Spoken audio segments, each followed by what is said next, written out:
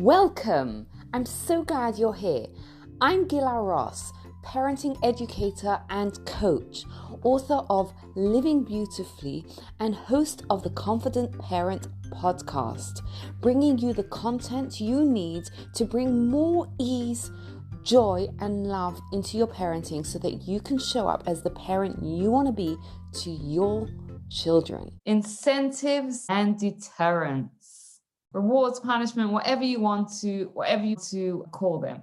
So sometimes it's one of the first things we think about when we think about parenting. When a parenting issue comes up, what can I do to fix it? I've deliberately left it to this late in the course because it really is something that we want to do after we've tried everything else. What do I mean? If we go back to all the way in the beginning when we started the course, we spoke about what the goal of parenting is. And the goal is to raise kids with personal responsibility. Now, what is responsibility? What is responsibility? So it's interesting because the Hebrew language, the biblical Hebrew language, is actually fascinating. Why? Because the words themselves have meaning. When you study, let's say, the word responsibility in English, there's nothing intrinsically about the word responsibility in English that teaches us what responsibility is.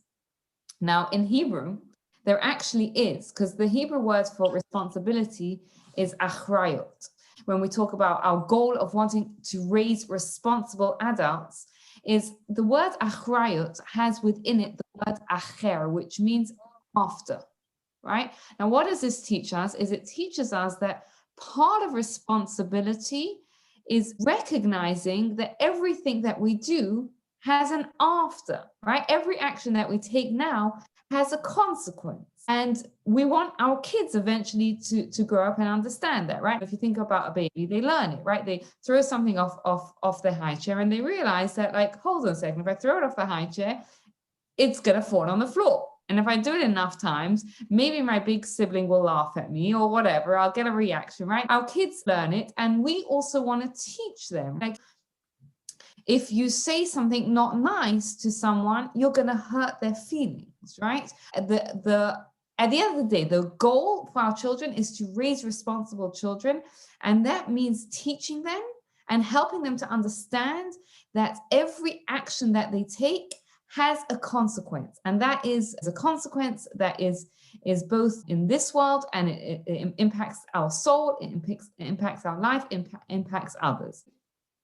Going back to deterrence and incentives, sometimes we need to use them in order to teach our children responsibility, right? So it's sparingly. First of all, as a reminder, we want to keep on giving energy to the positives, right? We want to, when our kids are behaving or our kids are doing nice things, we want to keep on energizing that, and we want to minimize or ideally not give any energy at all to the negative things that our kids do, right? When we spoke about the resets.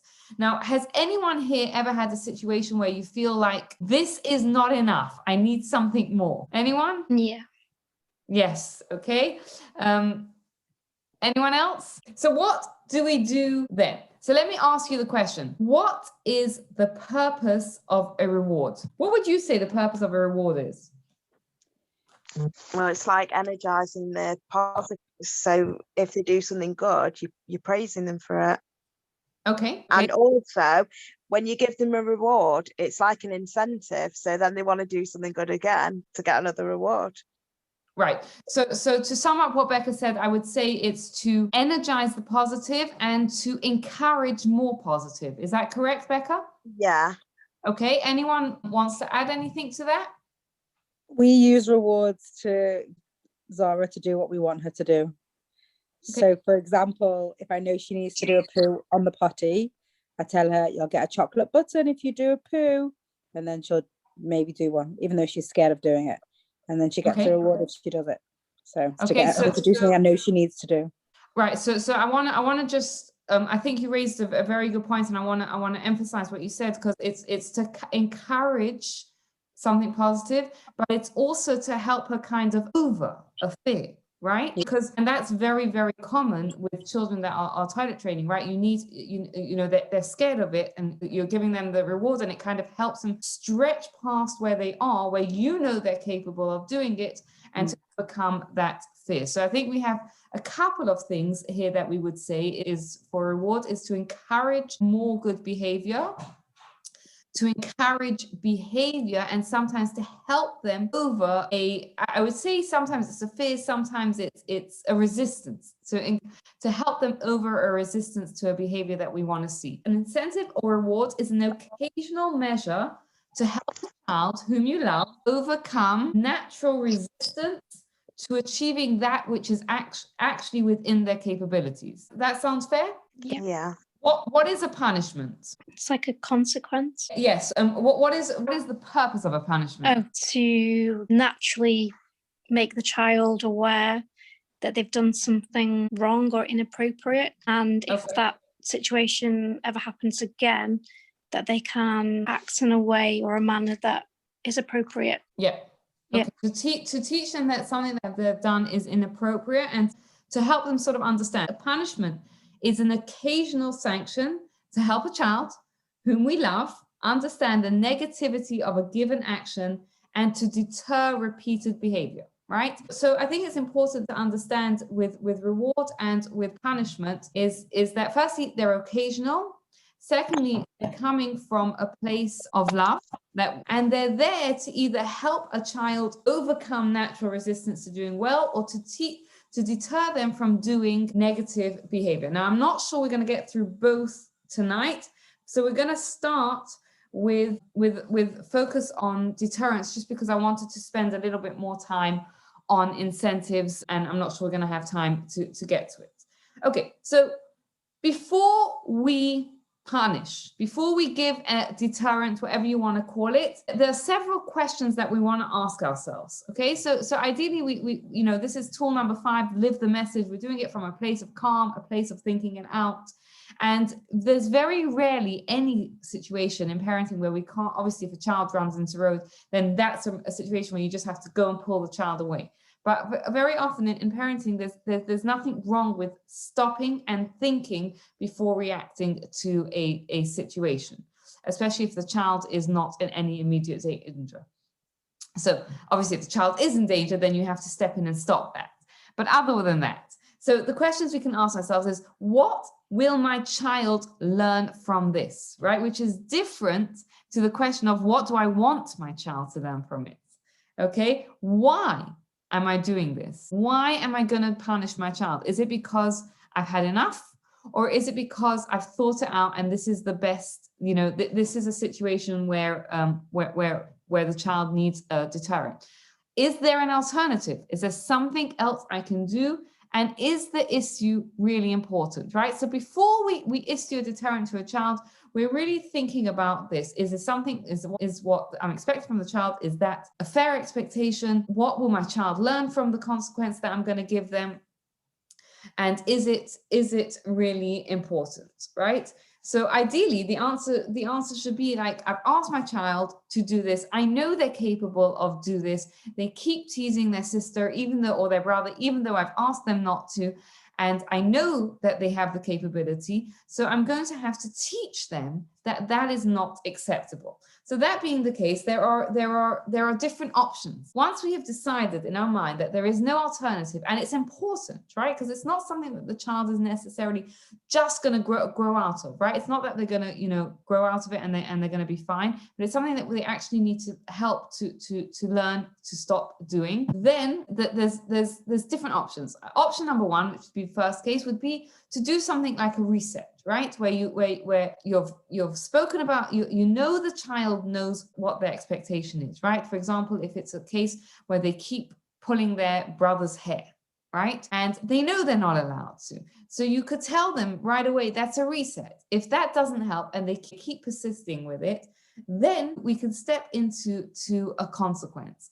So option number 2, which is the best case, which is the better option, is to give what's called like a natural consequence, right? So if, let's say, you called your child in for supper and your child is playing on the Xbox or whatever it is on the computer, and they refuse to come in, and you say to them, I called you to come in for supper, and they say no, and you say that's a reset, and they pick up the iPad or whatever it is, or the controller, and they sling it across the room. At that point, you could say, you didn't take care of that. You have now lost the use of the iPad for the rest of the day. Now, that's a very clear consequence, right? It's a related consequence. You didn't take care of this object. You no longer can get to use it, right? Or you left your bike outside. Whatever the consequence is, right? It's a natural consequence for something. That it's a linked consequence, and so the child is very clear on, yes, they're still going to resist it, right? They're still going to say, either they're going to do one or two things. They're either going to fight and say, no, it's not fair, or they're going to say, I don't care, right? In either case, you stand your ground, right? You've given your consequence, and that's what it is.